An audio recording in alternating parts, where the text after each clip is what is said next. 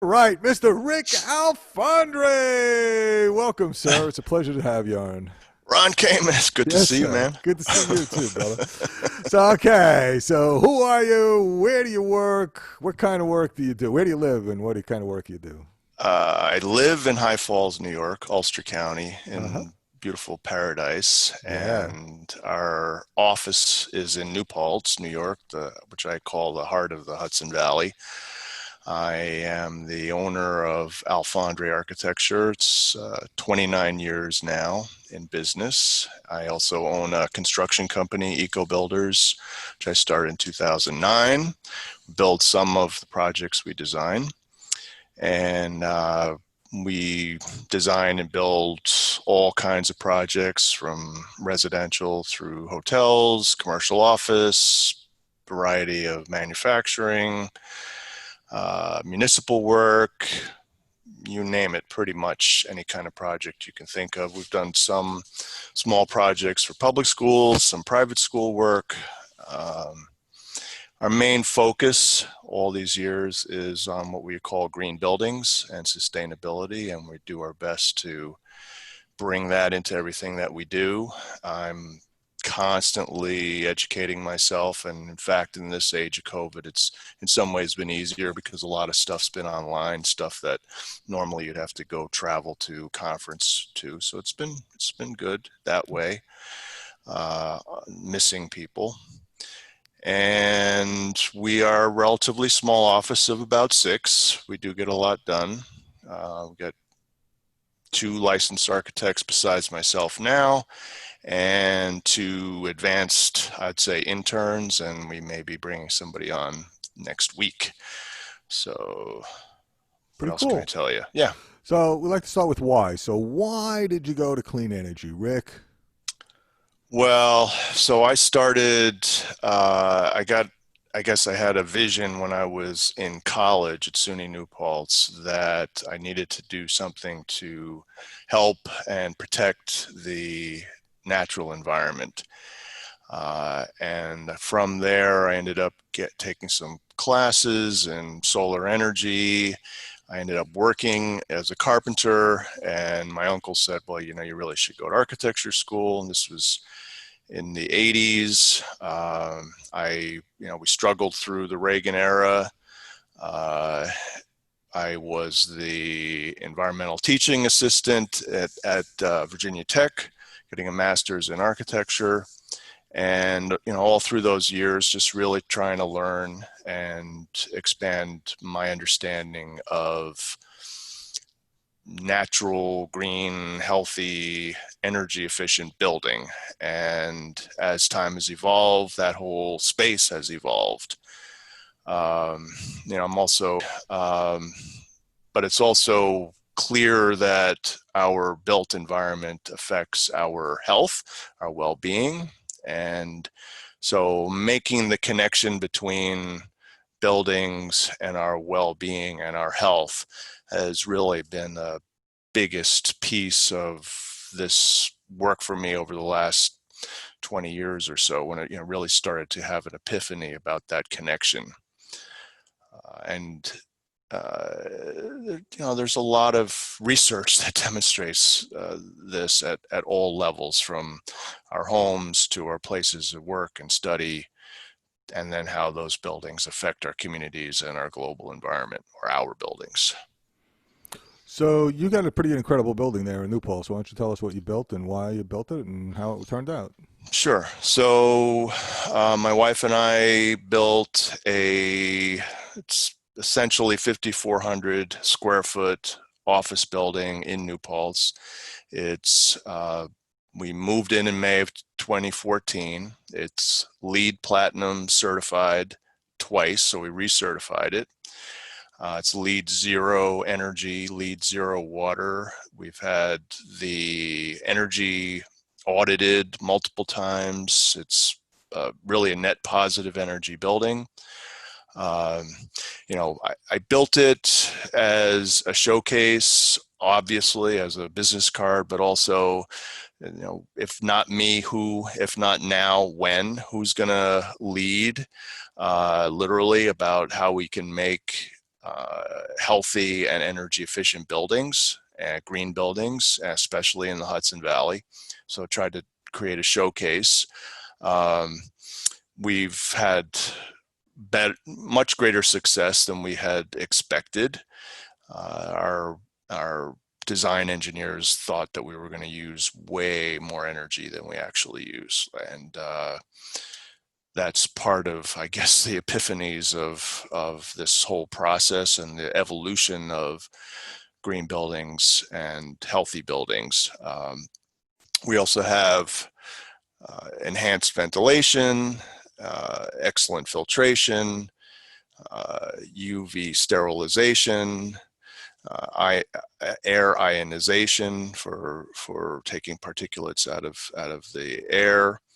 The building's built of insulated concrete forms and a structural insulated panel system on the roof, triple glazed passive house type windows, carrier, green speed, air source heat pumps, and a energy recovery ventilation system, rainwater harvesting, and then we've got 32 kW or so of PV on the roof, and our electric bill's around $32 a month every month.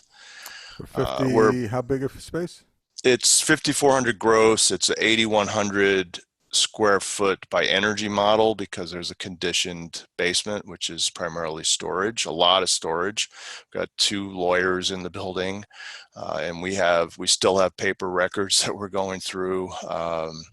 And then my construction company has stuff, and Integral Building and Design has stuff, and then we trade space to the New Paltz Chamber of Commerce in exchange for membership, and so it's good.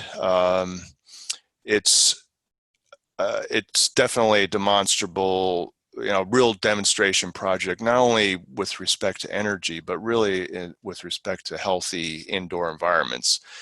And that's really where the money is in green buildings and clean energy. It's the energy efficiency piece is important, but it actually leads to making better buildings, which are healthier buildings, both indoors and for the community and the global environment.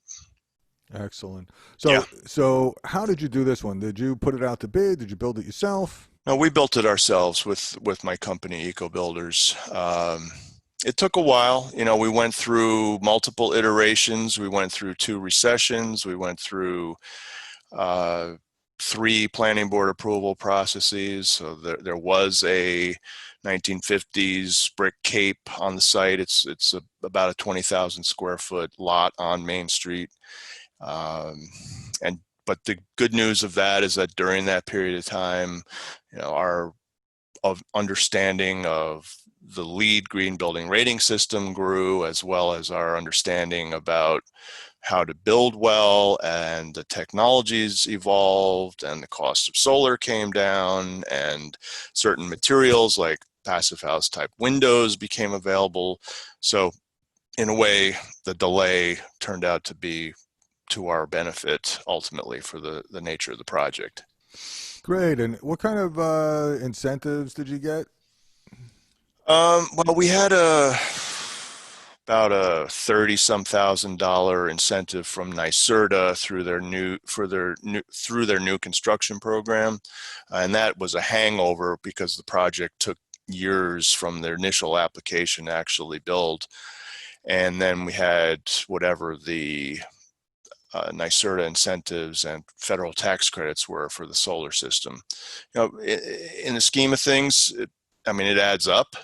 But it wasn't that much. It was a project of about 1.35 million plus land acquisition, plus all the fees and planning board processes.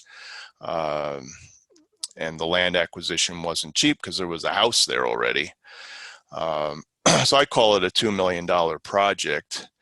It appraised in 2013 or so for about 1.4 million, and I had it reappraised in 2019 at nearly 1.8 million.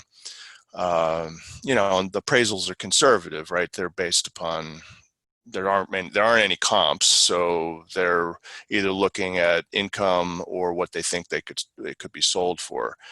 Um, yeah, and the income is we're more than cash flow positive, but Alfandre Architecture is there, and my wife is there, and we have a partner, and so we're not charging at the premium rate that those tenants for what we possibly could be charging. But so the appraiser, yeah, I think that today it's worth, and again with COVID, I don't even know, but it's probably worth well over 2 million.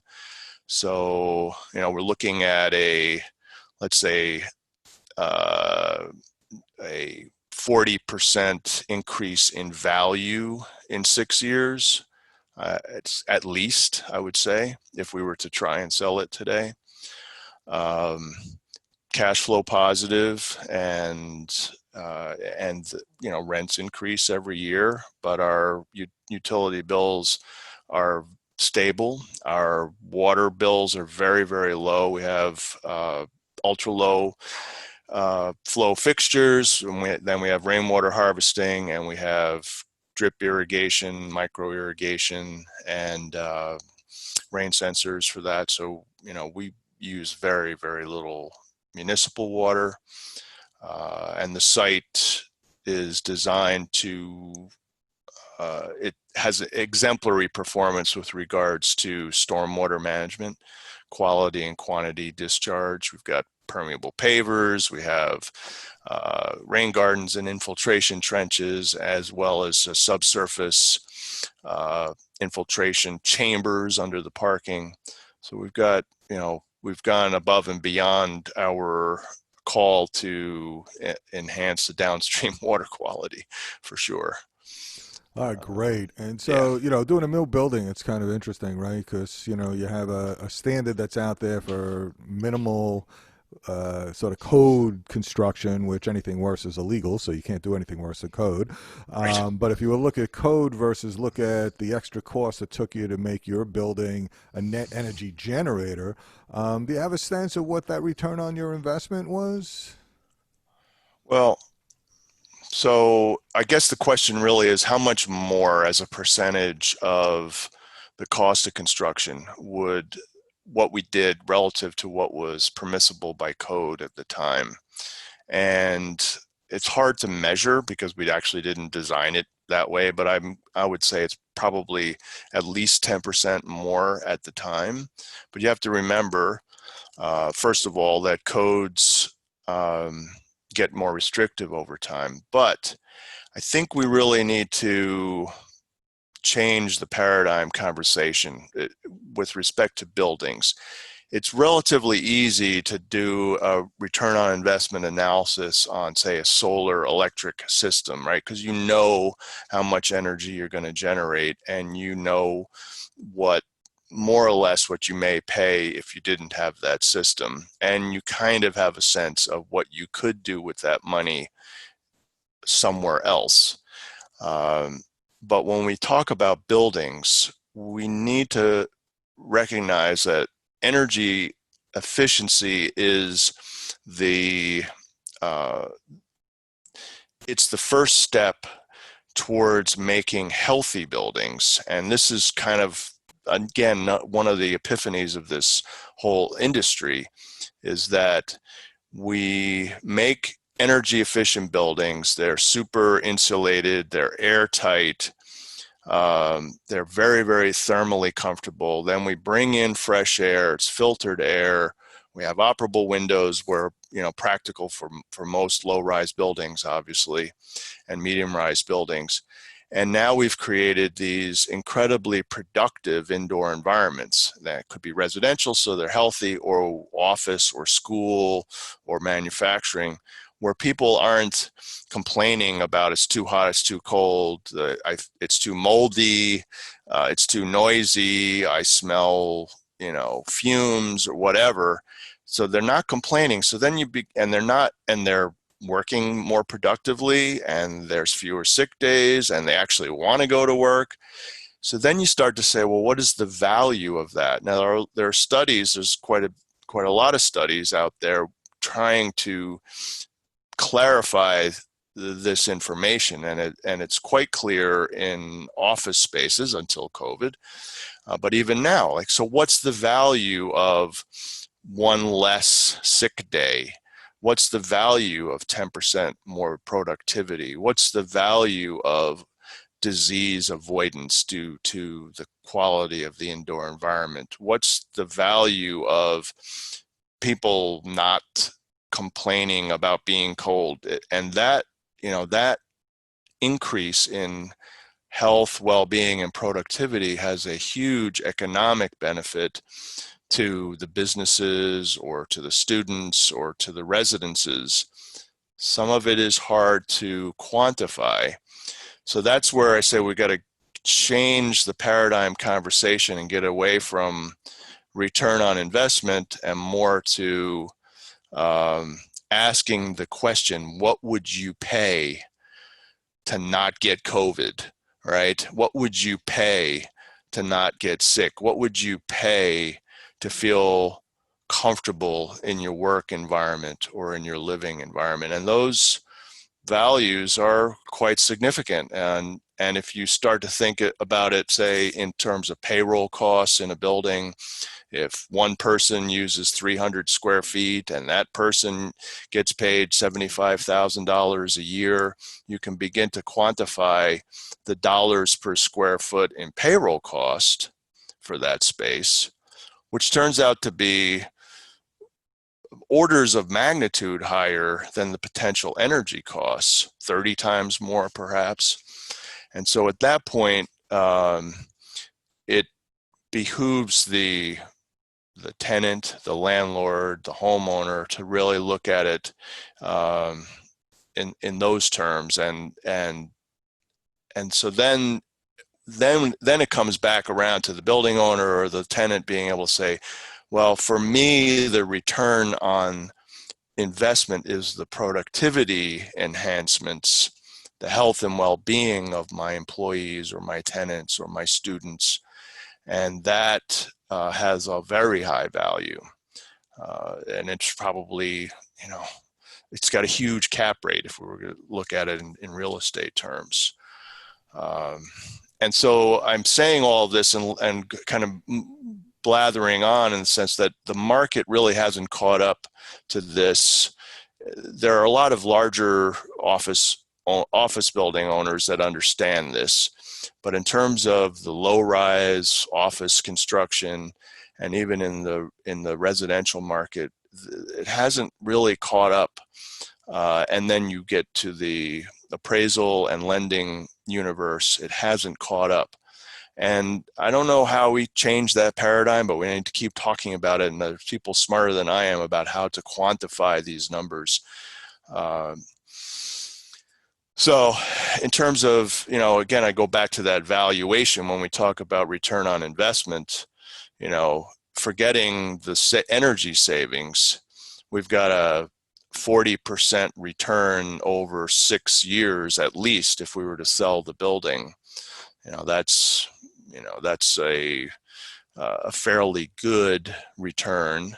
Probably could have done better if you invested it in the stock market, but then you still need a place to work. Yeah, and meanwhile, nowadays with COVID hitting, it's become even more valuable. So you probably got a much higher premium on health than ever before, right? Right, So exactly. yeah, no, your point is really well taken. And there have been some studies about the impact on the workplace and productivity and the cost of the benefits of having a clean, healthy building as opposed Yeah, to just looking at the energy side. yeah, So it's really fascinating. All yeah. right, so lessons learned. What challenges did you encounter, and what would you do differently if you did it again? Um, there weren't a lot of challenges. I think probably the most interesting one is that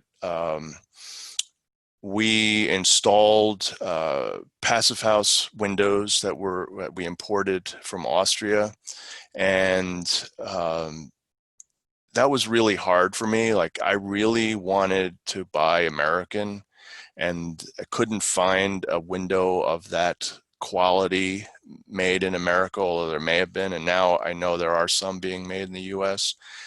Um, and my construction manager, part of my company, was like, "Oh, this is gonna. The carpenters are gonna charge us a whole lot more, 'cause, you know, you have to put them in much differently than you do a standard flanged window or whatever."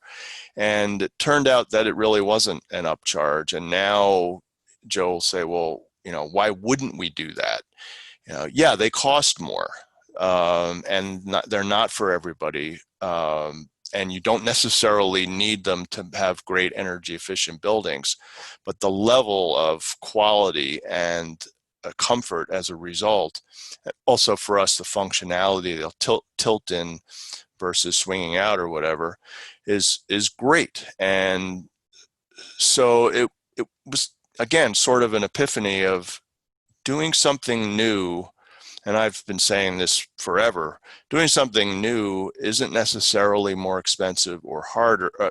It isn't necessarily more expensive. And often, like subcontractors and contractors, they want to try something new if it looks like it's going to be a good thing, and they won't take advantage of the situation. They want to learn from it and find a way to implement it going forward. Yeah, it's great. Yeah, Awesome. Okay. yeah. Neat. All right. So what's next? What's your next step now? Well, you mean in our building or in Both. life? Yeah. Well, in our building and also at home, I'm studying installing, you know, battery backup, either partial or whole load battery backup. I think we're at, you know, really at a threshold now with what's available and the costs. Um, we in our building, we're going to be installing more load management. At the time, you know, eGauge and others were kind of out there, but they seemed expensive, and we really didn't know what we were doing in terms of installing monitoring. Now, doing data monitoring is, you really should be doing it. And now when you're installing solar with battery, you really should be doing it, or at least having the system set up and future-proofed so you can. And it's not that difficult to do at all. And so that's kind of pointing to the fact that we are in an age of incredible change, good change, controls, data monitoring, data logging, our ability to plug and play various components, specifically in the energy space, that even just a few years ago was expensive or not easy to get to. And that is the same with solar, right? Solar's costs continued to come down, and they came down dramatically over a course of just a few years. I think that we're going to see, and we are obviously seeing, a tremendous revolution in energy storage, in data tracking, energy logging, energy modeling and monitoring, and load management, and even on a small building scale. And I'm excited. You know, it's complicated for people who design stuff, and there's so many opportunities, but I think it's big. You know, yeah. Yeah, no, it's pretty incredible, man. So okay. So battery storage. So one of the things that's happening right now is the Nissan Leaf is one of the first electric vehicles in the country that it can actually have two-way. They both Mm-hmm. charge and discharge. Yes. And coming up next spring, there's going to be the opportunity to get hardware and software where you can actually use your Nissan Leaf, and there'll be a couple other vehicles too that Yep. will be able to do this, where you'll be able to discharge and use it as a battery backup source, which I think is Yep. incredible because for people at home, you could just have actually a Leaf charge and then be able to discharge and support your house for up to 5 days, an average family house. And Yep. there are people doing it on a commercial basis. We're looking at this. I mean, it makes total sense, and absolutely, this is a great way to go. Storage is going to make it. It's going to make a whole transition it's just unbelievable. So, Oh yeah, I mean, Robert Kennedy was talking about that like 10 years ago or more, and relative to smart grid technology, and saying, well, the utilities are going to say, well, plug your car in and we'll use it now and then we'll give it back later, and it can get potentially quite sophisticated with regards to demand management as well. But I see it. We live in the country, and we've been hit by some major storms, and I used to have a gasoline generator, and one winter we had 30 inches of wet snow one storm. As my brother-in-law put it, the S is going to hit the fan, and it did. Um, and I was out, shoveling, getting through trees and digging in the generator and finding the cable. I'm like, oh, that's it. I'm getting a standby generator, which of course we did. And I've got a whole house propane standby generator, and I hate that machine. It's loud. When it goes on, we go, oh, thank goodness we have it. And I can't wait to go out and turn the darn thing off. Well, it's, imminently, when I say imminently, within the next year, we're doing something about the battery storage and microgrid at home so that we can use that thing as little as possible. We have more than 10 kW of PV at home. We installed a system in 2006, 3 kW, and then we built a carport with a little over 7 kW in 2015 or so. And which is another thing, by the way, people shouldn't be doing ground mount if they can help it. They put the stuff up on a rack up and park under it, which is like, it's gold. And but so our next thing is we need those batteries, because, well, not only do we need the batteries because I don't want to use the propane when I have the sun shining, I don't want to listen to that beast. And I love it. I'm grateful for it. It really doesn't cost that much to have. But when it runs, it's annoying. It's an annoyance. And having the batteries to charge, the generator can charge the batteries and shut off if it's at night or it's a snowstorm. And we lost electricity during this most recent tropical storm, right in the middle of the summer. Beautiful sunshine that day, a whole day with no electricity. Well, for us, it's not that big a deal. We'll turn the generator on, say at 8 in the morning for an hour or two, take some showers, charge up the pressure tank, turn it off, and then after dark, turn it on again and wash dishes and charge up the pressure tank and then turn it off. And we've got electric lanterns, and as a family, we're good because I don't want to listen to the darn thing. But for others, people have lifelines that they need. We have a freezer for food and whatever, so we don't open it. But there are things that people need, and having those batteries to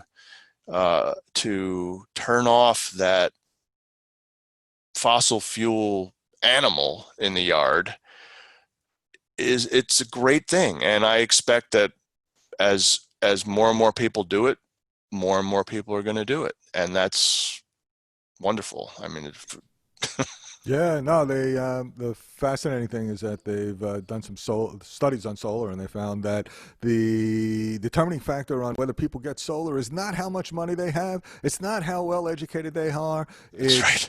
the fact that somebody else that they know did it, That's which right. is amazing. That's So as right. more of us do it, more of us will do it, Exactly. which is great and Exactly. amazing. So okay, so yeah, basically setting up a little microgrids all over the place and getting rid, when we can, get rid of these fossil fuel generators, and instead going to solar with the battery stationary Yep. battery packs as Yep. stationary storage, or electric vehicles as Yep. that integrated It's piece, it's which makes imminent. total sense.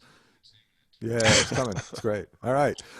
So and then the short and swift one, which is the one that we're going to air, and then we're going to do the Oh, extended, relaxed it's version, if that's fine. okay with you. Yeah, Oh, we're it's going to keep fine. on Yeah. going. So, all right, man. So great. So, one big, unique, valuable, we call them supernovas that you think people should know, a tactic, a tool, a tip that most people just don't have an idea about.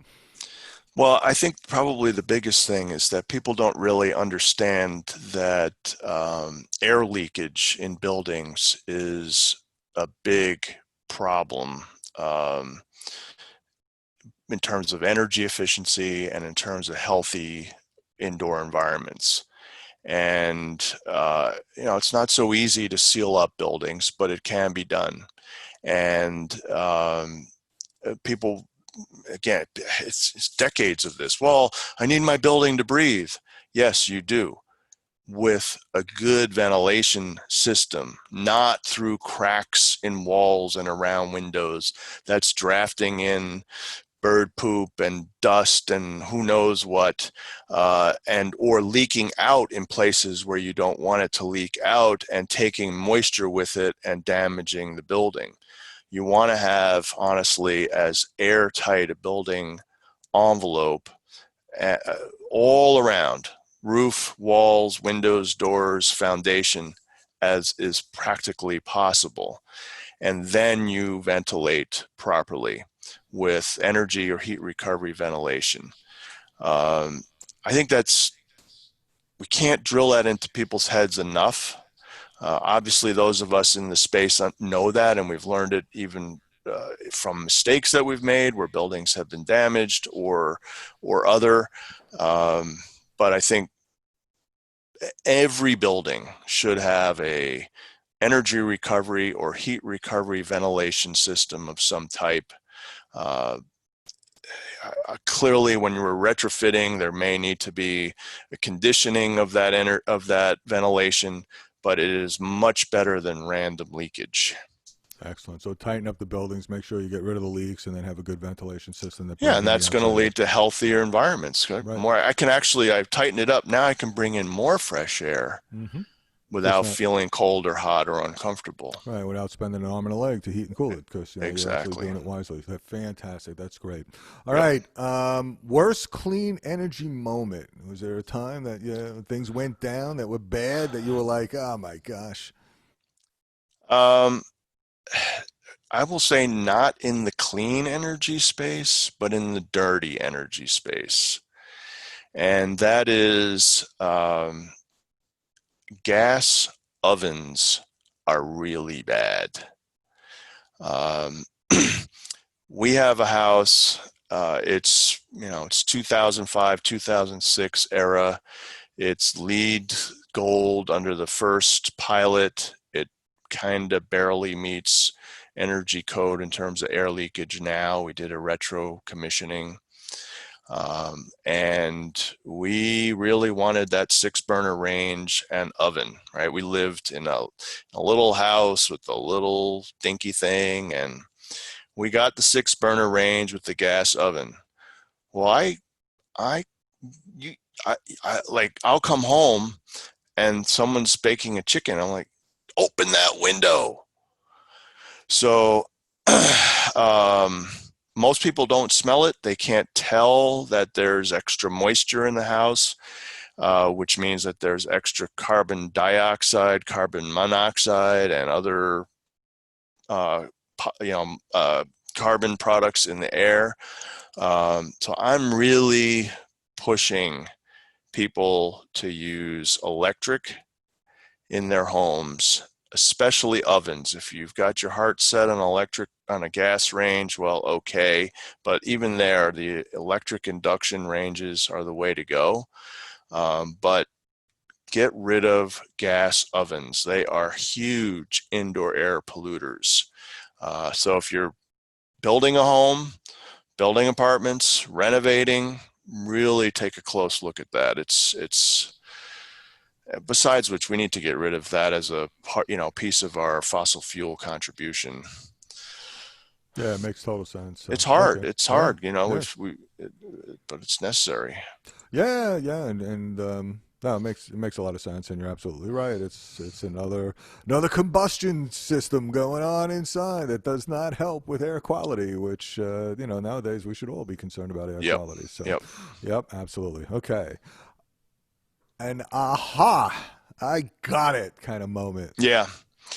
Um, so this stems back probably 20 years. I was doing research for a presentation on the costs and benefits of green buildings to a select group of folks that were invited to a meeting with the Hudson Valley Pattern for Progress. A previous director invited me to come, and it's about 20 business people, and I was working with an intern. We were finding as much information we could find about the costs and benefits of green building. And back then, there were not that many LEED certified buildings, but it turns out that there was a study done, capital E. They did a review of other research out there, and now, of course, there's much more. And the study demonstrated that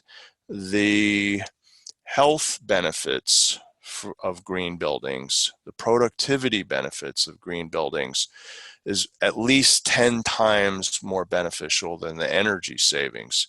In fact, now we're looking at it's probably more like 30 times more beneficial. So what they showed is that, okay, we made these green buildings. They're energy efficient. They have healthy products and healthy, comfortable indoor environments, daylight, thermally efficient, so they feel comfortable. Um, these buildings have great benefits to the community in terms of reduced emissions and demand on the grid, and we're using healthier materials and less water. All of that's beautiful, but when you calculate the benefits to the occupants of the buildings, it's gigantic and far outweighs the energy savings. The energy savings was the initial driver of creating these green buildings. And we want to protect the forests, and we want to protect water, and we want to protect habitat. All these very important goals, but the energy savings ended up creating more comfortable work environments with good daylight, and then, of course, when we're using materials that are low emitting inside, healthier materials and healthier furniture, acoustically better spaces, people are more productive and they're healthier and they have less sick days. Um, and, and as a result, the studies show that, I found a slide from the Department of Defense. There's a pie chart, and it showed over the course of 30 years, here's the first cost of the building, here's the operations maintenance, here's the energy costs, and it showed that a 3.4% increase in productivity spread out over those 30 years more than paid for the building itself, the energy costs, and the upgrades, operations, and maintenance.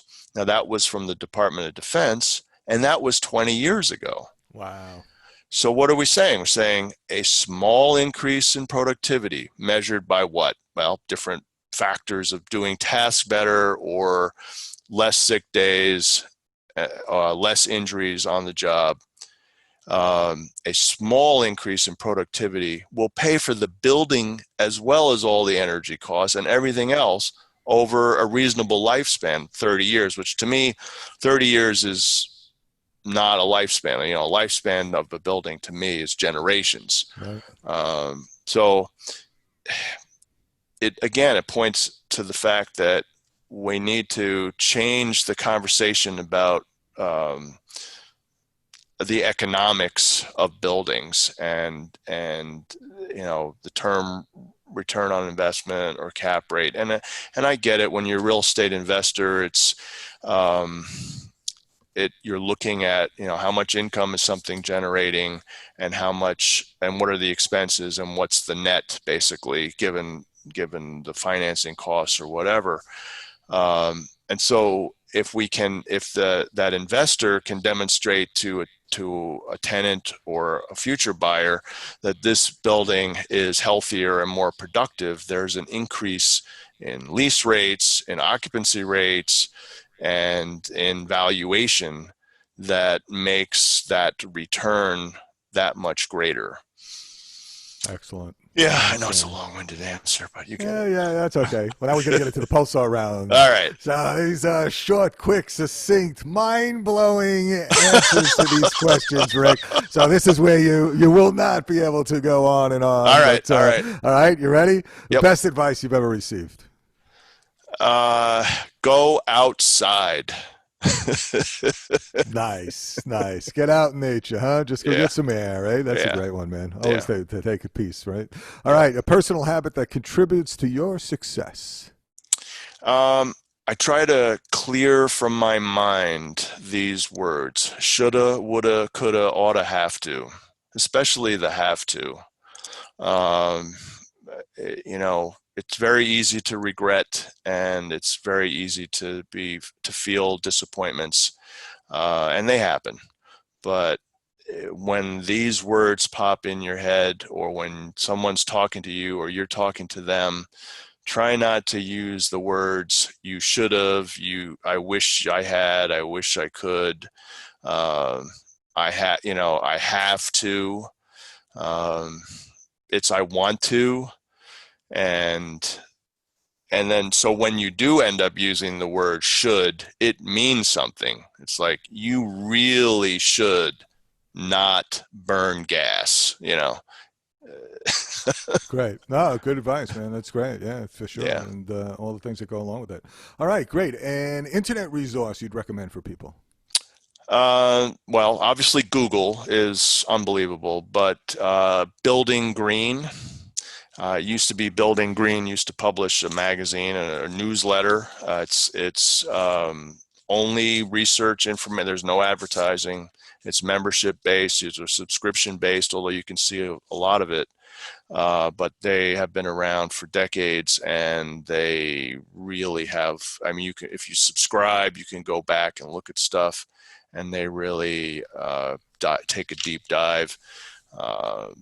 For example, they'll have the 10 best green products of the year at Green Build. A lot of great stuff. Excellent. Outstanding. Thank you very much. Book that you'd recommend? Any particular one? I would recommend Sun Bear's Path of Power. Sun Bear was a Native American teacher of ours. He passed away in 92. Um, we studied with him, my wife and I, for quite some time. And he really talked about taking back your personal power. And I bring it up in the context of clean energy. I never use the phrase "the power is out." I will say the electricity is out.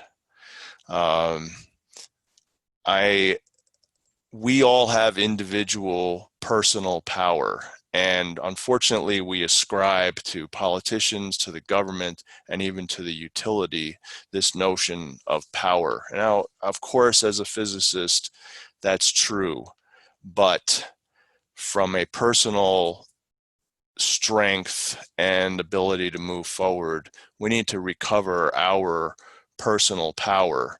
And so part of the way we do that is simply to say the electricity is out.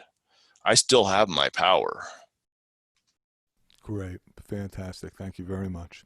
All right. If you had a magic wand and you could wave it and change one thing in the whole world, what would it be? Comes back to the same thing. I think it's conditioned thinking or habitual thinking. Um, we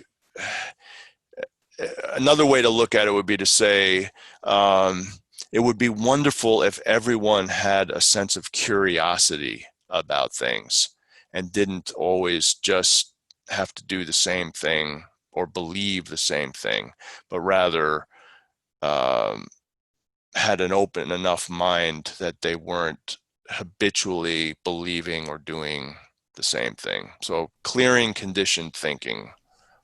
Outstanding. Yeah. Okay. WTF or F? Weather time fudge and Oh, some extreme weather event, and tell us the tale about it, or weather time fun and most fun you ever had and the type of weather it was when you did it. well, again, I go back to those storms. I mean, that winter storm where we were hit with 30 inches of wet snow, trees bent over, trees down across the driveway, um, and then even on the other few years later, Hurricane Irene. Again, 4 days without electricity, and saying, well, I don't want to kill my back with a gasoline generator. I'm going to have a standby. I think that was transformative in my life. I think we're now at the threshold of being able to get beyond that fossil fuel standby to this solar and battery, or even for some people just battery backup, and have a good life, a safe life, and not be afraid. Yeah, Um, it's amazing the way the technology is evolving. Just like the smartphones that we all carry now were multi-million-dollar supercomputers that didn't I fit in a know, room. Now I we know. all carry them for a few $100. That's the same thing that's happening with energy. We're all becoming much more decentralized, much more concentrated power. Well, not that kind of power, but Yeah, you know what I mean. no, Much more but no, but concentrated forms of electricity and it energy. Yep. is So it is power. It's yeah, personal power. It's it taking is. it's taking control over our lives, and of course, we have to avoid the conditioned and habitual thinking of looking at the same stuff on the phone. Um, but now we are more connected than we ever were. I haven't seen you in ages, right? Now we're more connected than we ever were. So now, how do we use that connectivity to restore the earth, each other, our personal power? Uh, yeah, Yep. Technology, man. Yeah, it yeah, comes. It's right. It's here. It's within our reach. So yeah, yeah, it's an amazing thing. So yeah, fantastic. All yeah. right. What's one thing you're most energized about today? Well, again, I think it comes back. I think it does come back to the technology, the controls, the batteries, the communication opportunities that we have.